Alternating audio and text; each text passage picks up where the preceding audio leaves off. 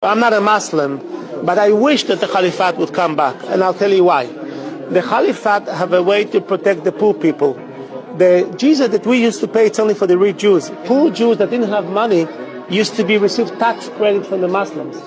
Khilafat was the justice among the Khilafat was amazing.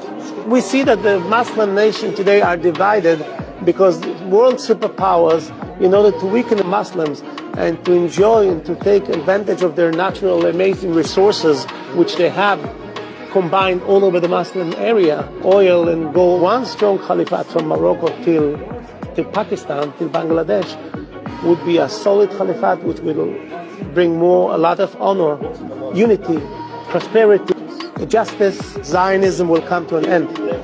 All the rabbis before the Second World War said that the Zionists will be driven out of Palestine, but Jews would remain with the Palestinians.